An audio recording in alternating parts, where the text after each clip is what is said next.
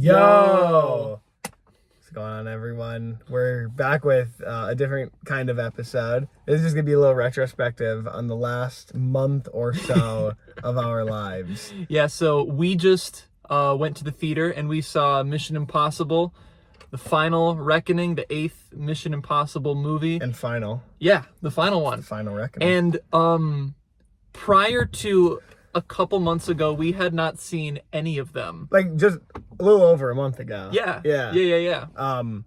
Because, so, like, it's always good to start off the summer movie season with a movie like this, like we had with Top Gun Maverick back in 2022, where it's like, you see it, like, the Memorial Day weekend, and, like, I don't know, it just sets the tone for the entire summer.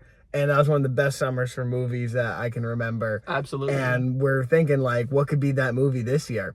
It was going to be Karate Kid, but that is not coming out for another week. Yeah. So we're like, what else could there be? And all I saw, I remember checking like a month and a half ago, the only one that was coming out is Mission Impossible.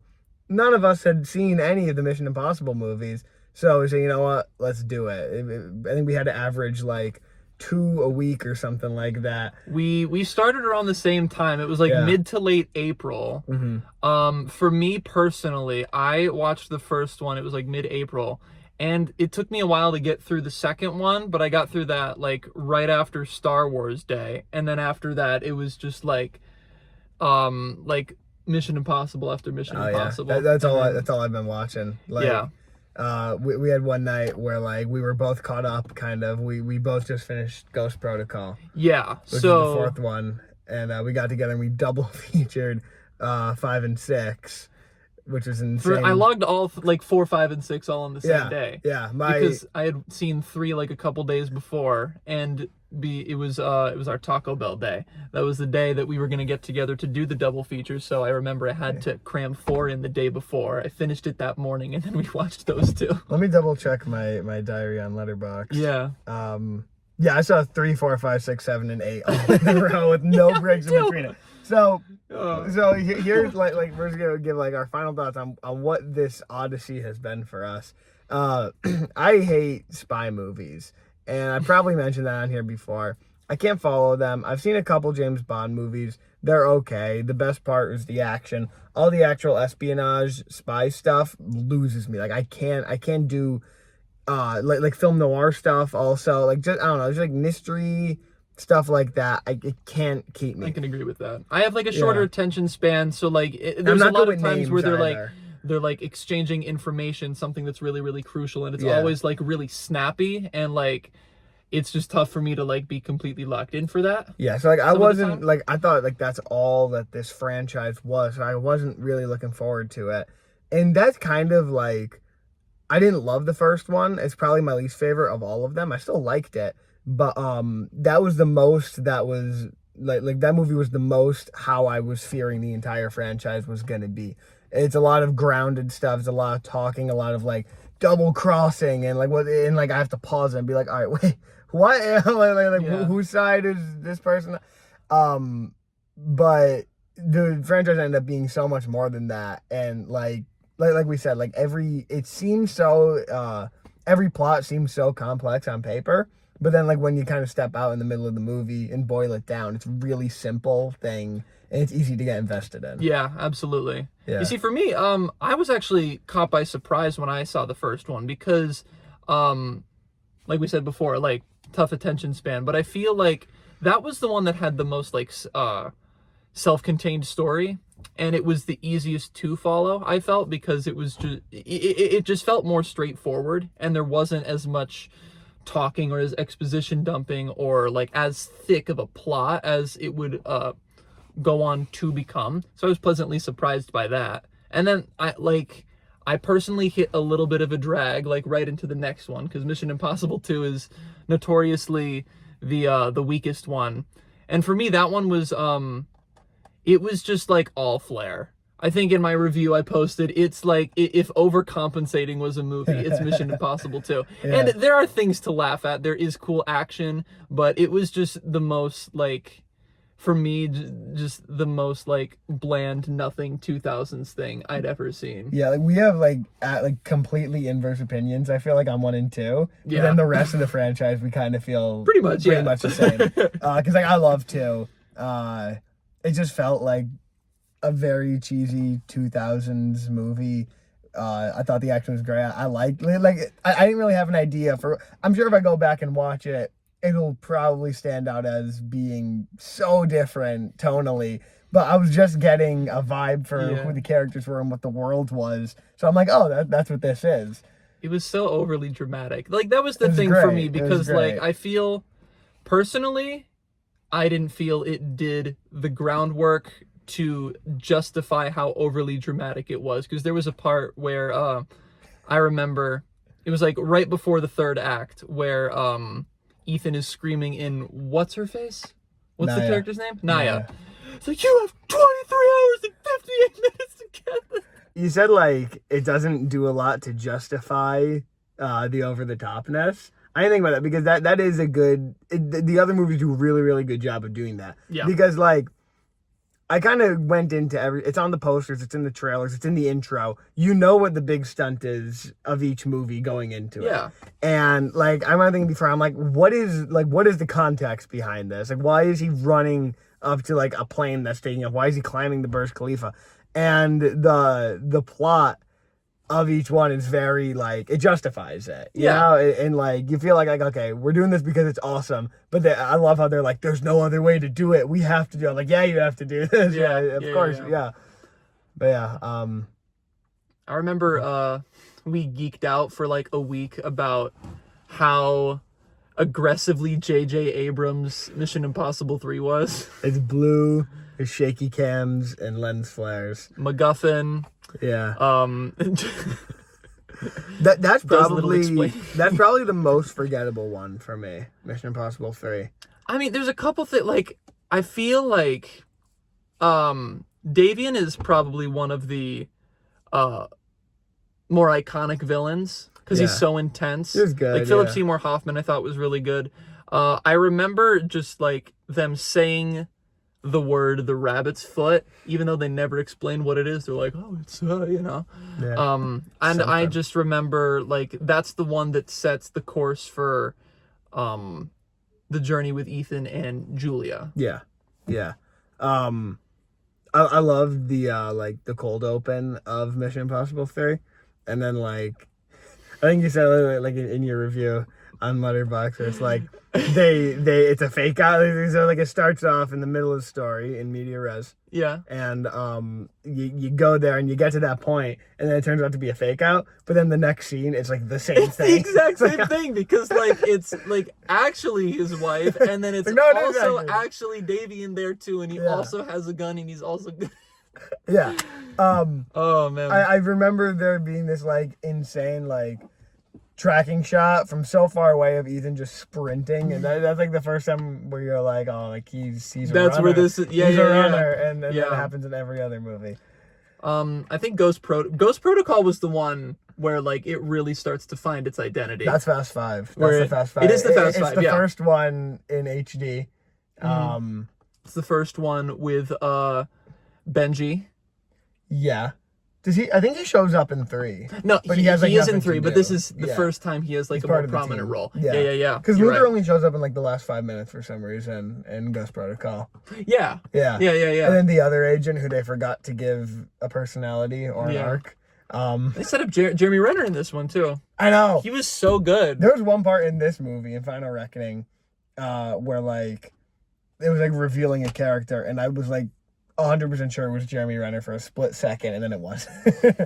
But no, but I love like this franchise more than any other franchise has made me like physically react to it so much. Like I remember watching 2, and it was like 2 a.m. I was like laying on my couch like watching the movie, and like at the motorcycle chase scene, like I like actually sat up because it's so crazy and it's so like unbelievably intense for no reason at all. And then also in Ghost Protocol, the Burj Khalifa when he was going back into and he hits his head on the thing, like I literally like pure anxiety. Yeah, like involuntarily, Like, I whoa. sprung up. I'm like, oh my god. And like, I don't know, like just the camera work, even at Brad Bird, I think. Brad Bird, yeah. Yeah, like just like He's great. emerging from the inside of the building to out and like showing you the perspective of that. It's so anxiety inducing. It's Did you so catch good. a Pixar reference? Which Pixar reference? So Brad Bird, he like directed The Incredibles and a bunch of Pixar movies. There's one thing where it's like the first time where they're like, the IMF is disbanded, like, Ethan, you're going rogue.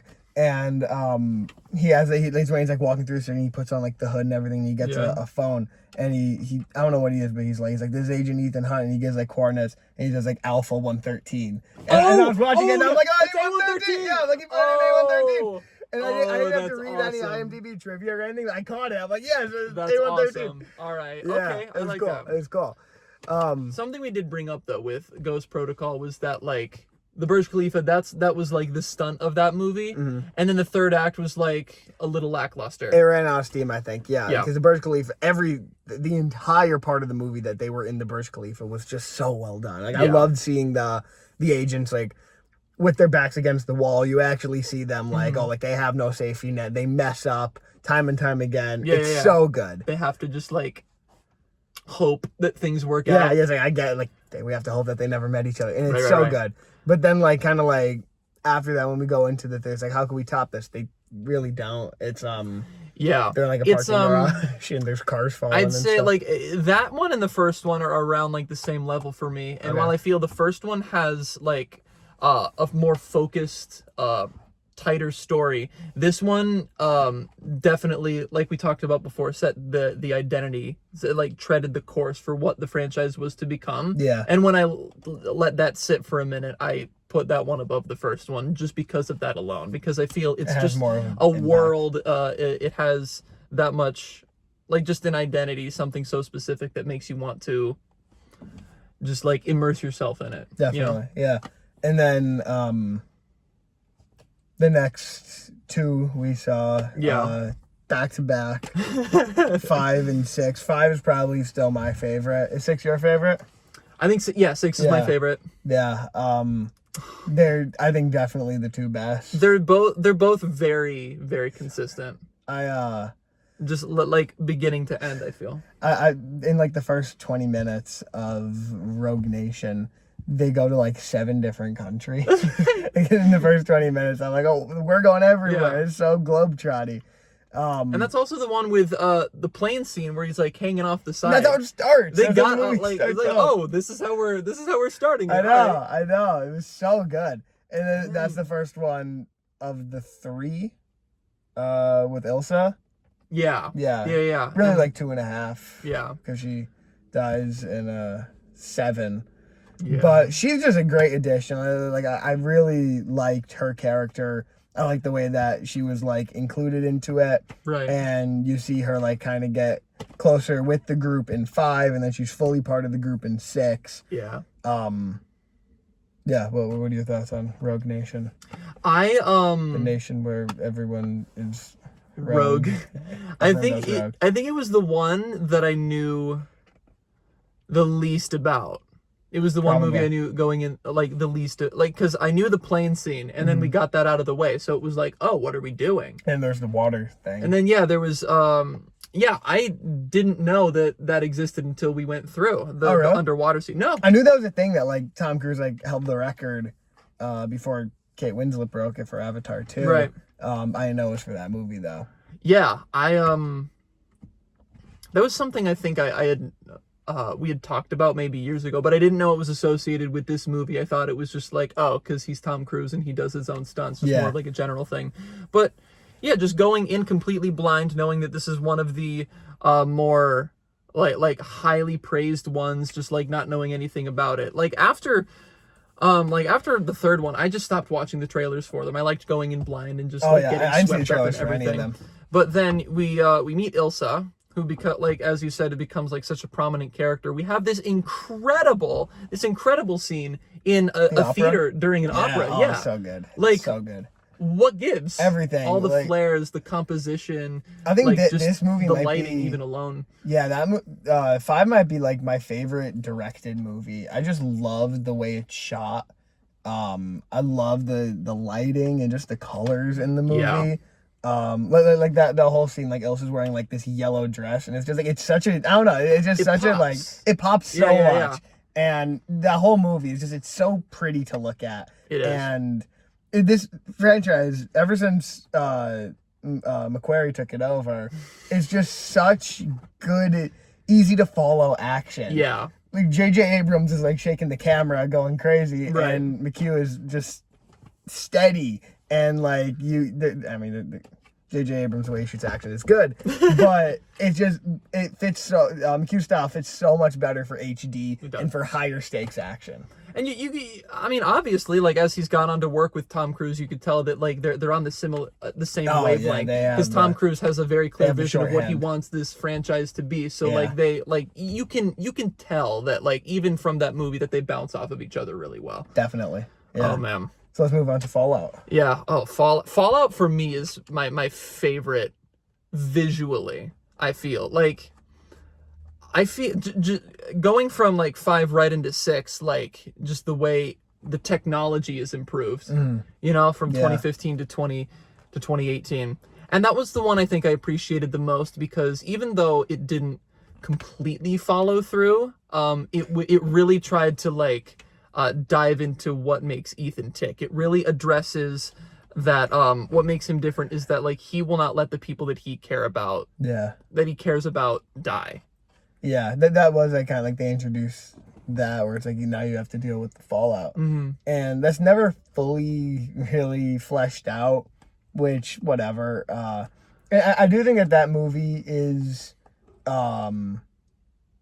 top heavy, where like the third I think it's the best third act of the franchise. I might have to agree. Yeah, just like the whole helicopter thing, and then they're trying to disarm the bomb, and then there's closure with Julia. And it's so good. Everything is so good. But leading up to that, I mean, there's like the Halo jump with Henry Cavill. There's the bathroom fight, which is awesome. The bathroom fight was crazy. They're just like throwing each other through the walls. It's so good. It's so good. I saw it took like a month to shoot or something like that. It was so complex. Yeah. Oh God. But then like it really, for me, like it slows down in the middle where it's just like they're kind of in the same location. It's kind of just car chases. But then it really steps into high gear at the end. Like I feel like I just prefer 5 more because I feel like it's more consistent throughout. That's fair. But the highs are higher, I'd say, in 6. Yeah. Oh God. And it was the first one where he really started to Top Gun out when they're like just dog fighting in that canyon. Oh, so good. And then they do it again in this one. They do. Oh man. So Dead Reckoning Part 1. Dead Reckoning, not to be followed by Dead Reckoning Part 2. Yeah. No, Dead Reckoning, this is the one I felt probably, well, also with this one, has had the most emotion so far. Yeah. Going in, like, it like starts it's a palpable right feeling, I think, with Fallout. Like, right when we start Fallout, I feel like, oh, there's a different vibe, there's a different tone than Rogue Nation. There's a lot darker, it's a lot more serious. Yeah. And that has been the 6, 7, 8. That was the tone of those movies. But 7 was an incredibly impressive movie for just a MacGuffin chase. Yeah. You know, like the entire airport bit, like where he's chasing down Grace. I was getting confused a little bit. The agents were trying to catch him, like, but who has the real Benji's trying to unlock or like disarm the bomb, but then he's just like feeding information to the entity, and then oh my God, everything at the end with the train, dude. Ethan likes trains. He's a big train guy, train fan. It was a real train. It was a real train. It was so good. And they're on the train for so long. There's just one car after another just keeps falling off the cliff. And then a piano goes through. It's just the scene for me. Why is there a piano on Why is there a piano on the train? But it's great. Man. Haley Atwell fits really well into the franchise. She does. She was great. Yeah. Like, because I think I talked to you about this. When she's introduced and when Ethan meets her and everything, I was thinking, I'm like, why did they have like? Well, I suspected that Elsa was gonna die in it because I knew she wasn't in this movie. But I'm like, why are they introducing like another Elsa type character where she's like kind of on the wrong side of morals, but she has the skills and then by the end she ends up working with the good guys. I'm like, why do we need another character like this? But then by the end of the movie, you realize like, oh, she's not supposed to be another Elsa. She's supposed to be another Ethan. And Ethan sees his younger self in her. Something that I wish they followed up a little bit more on in Final Reckoning, but is still right. I would, yeah. I like that parallel. You could still see it. You could see it. Yeah, they don't need to spell it out for you. My biggest complaint, which isn't really a complaint, it's more of a nitpick of 7, is that like there wasn't as much Luther and Benji. There was Benji was kind of put on the sidelines after like Fallout. Yeah. But I feel like the entire opening scene, like through the airport, where it's like the 3 of them like all like tag teaming and trying to get through there. Like I really liked that dynamic, and they like sort of like abandoned that as they went through, because then Ilsa died, and then he's with Grace, and then they get like her to join them, but then like Luther just drops out for a bit, and then Benji's just like totally stressed out in a car, and but it's still wildly entertaining. It was, because you have the jump, and then that because everyone just sees like everyone just talks about the jumping off the cliff, but then like right afterwards when he goes into the skydive, like that was really cool too, and I didn't know that came just right cuts after to that scene, and then it's just like, and then like, I'm trying to land. He ends up crashing into the moving train at the precise moment and precise place to knock out Gabriel. But it's fine. Actually, I'm like, I don't even care. I forgive it, because like, awesome. that was great, yeah. Also, Gabriel. Let's talk about Gabriel. Gabriel, he is just the epitome of bringing something in that wasn't there previously, because like this franchise isn't, I mean, like it's linear, but like it's also, it's not really connected. It's not like totally connected. It's not like one completely overarching story. There are things that like are overarching, but like each individual story is like barring the last 2, of course. Yeah. And he is one of the demons from Ethan's past, and they try to like set that up through. But all that we really see is him like shooting somebody. Pretty much, yeah. And there's no other context to that, right? Like did I just miss something? I mean, maybe they just like spoke it really fast and never brought it up again. Because he's with a woman, and then he doesn't talk about his connection to that they're woman. like Ethan, like he's from like your pre-IMF days. Like, remember when we found you and everything? So like, I wish we got more of Ethan's past. Is what I'm saying. I wish we got more of his origin story in this one. And they didn't really do much of that in this. They like showed the same flashbacks in this one. The same thing, yeah. But then they're like, oh, all right, okay, keep going. Yeah. But still, I think that the actor does an amazing job of being a villain. Like he's just such a great, deliciously evil villain to almost root cartoony, against. but but you love to hate him. Exactly, yeah, and it needs something like that. And it's good because some of the villains aren't as like memorable or as iconic. I mean, like in the first one, of course, you have John Voight, Philip Seymour Hoffman in the third one. The fourth one, it's what was his name? It was like Cobalt or something. But then it turned out to be Hendrix was his name. But like, I don't know, like that was barely really much. Yeah. And then 5 and 6 had was kind of the same villain. He didn't really do much in 6 though. Henry Cavill is a good villain though. I liked he was, him. yeah. But Gabriel, I liked him. Yeah, I did like Gabriel. Yeah. He brought a good weight to like it felt like, oh, this is like the biggest threat that Ethan's faced. Yeah. Yeah, we're talking about Mission Impossible with Ethan. Ethan's right here. He came from the movies. It's him. I've been disavowed from my position. He's wearing a mask right now. So let's talk about Final Reckoning. Speaking of masks, they only did one, and it was like a throwaway. You're right. Yeah, that was really sad. Yeah. It's a 3-hour movie, and they only did one. They also never played the theme. The theme only played in the title sequence and the credits, which I thought was a little disappointing. Man, well, that's like one of. Well, so we said during the credits, I feel like there's a different version of this movie that's a little bit better. I feel like there's a version of this movie that ties itself back to the other movies in a more natural way, and that explains Ethan's past and the full stakes of fighting Gabriel. I feel like there's a different version of this movie that could have worked better. But the version that we got is still, in my opinion, a top-tier Mission Impossible movie. It's one of the ones I think I enjoyed the most. Yeah.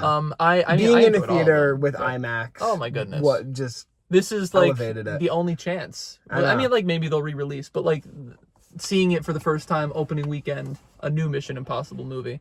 Seeing, like not having seen any of these movies just over a month ago, going on this cinematic odyssey into this franchise I did not think I would enjoy, only to love it. And then to see the culmination of it in an IMAX theater with the themed popcorn bucket for the movie. Yeah.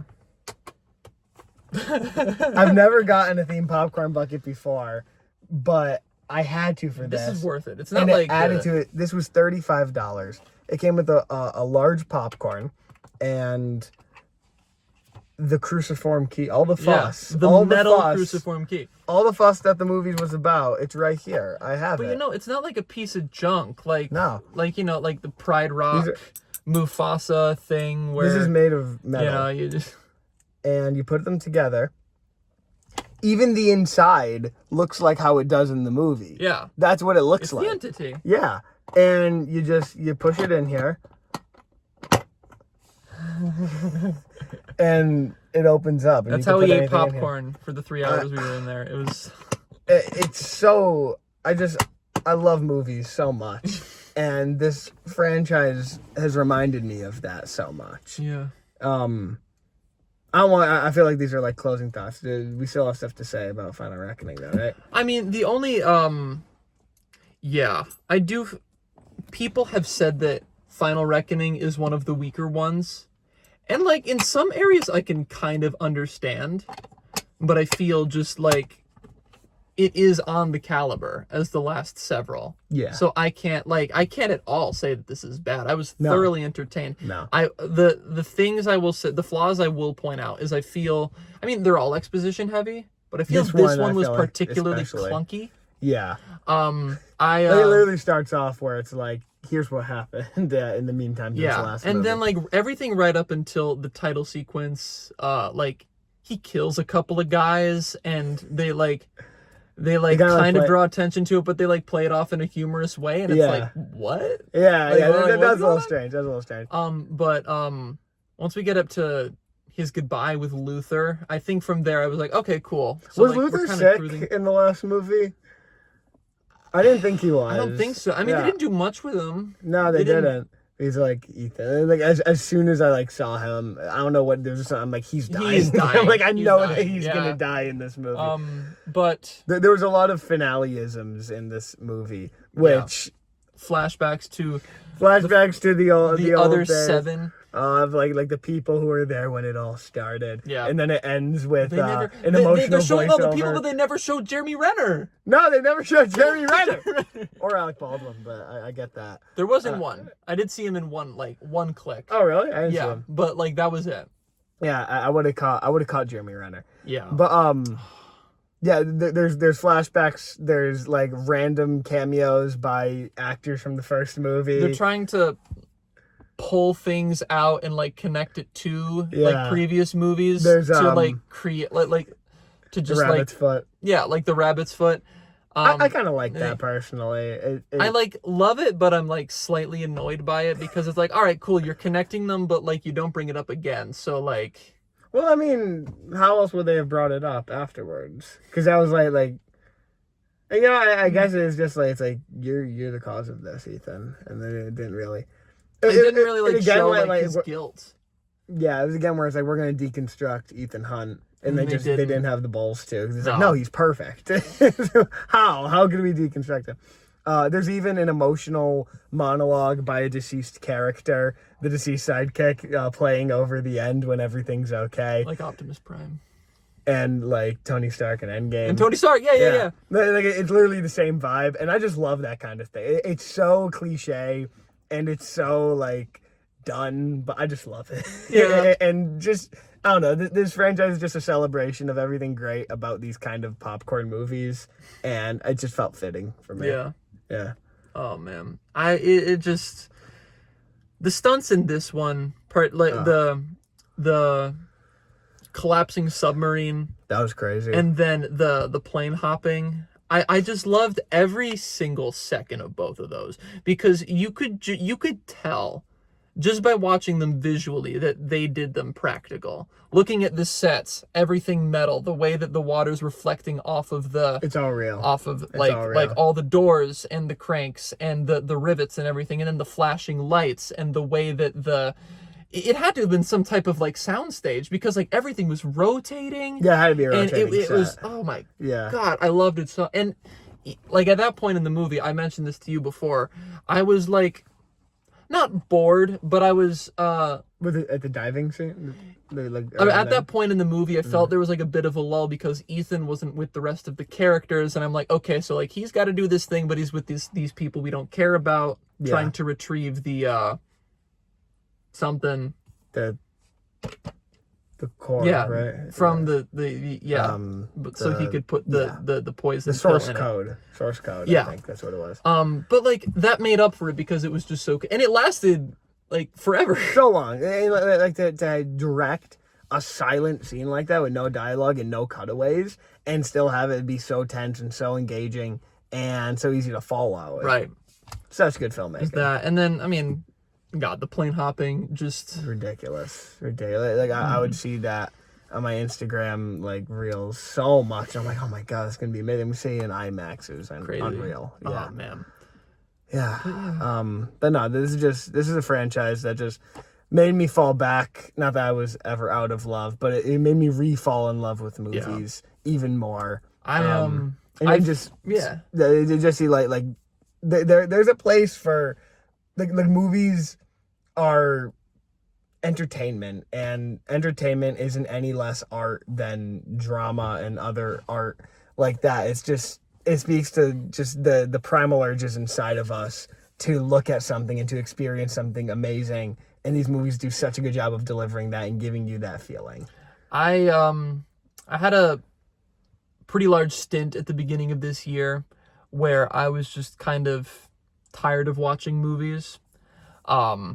I don't know what it was. I don't think it was movies themselves. I think I was just like at a weird point in my life where I was really busy and burned out, and I just it was really tough for January, February, March, and April. I only had seen like a couple movies each month, but catching up for this big finale of this franchise really reminded me of why I love this so much, why I want to be a filmmaker, because like it was some of the most fun I've had like with movies in a long time. You see what movies could do, because like it was the day that we watched 5 and 6, I told you, like I don't know, I've kind of been in like a funk recently of like just thinking of like the place that like big budget movies have in the world and everything. And I don't know what brought on those feelings, but I felt a little bit of a funk. I was kind of losing that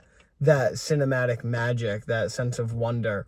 And then later that night we saw Rogue Nation and Fallout, and I just felt back. I felt like I was back in it, and that's a feeling that I'm so happy for. Yeah, Tom Cruise is just he is the savior of modern cinema, of modern blockbusters. I want him to keep on making anything. I love him so much, and I understand that like there are people that don't like him, and I completely understand that he is an ego, but he does what he does because he's passionate with the craft. He wants to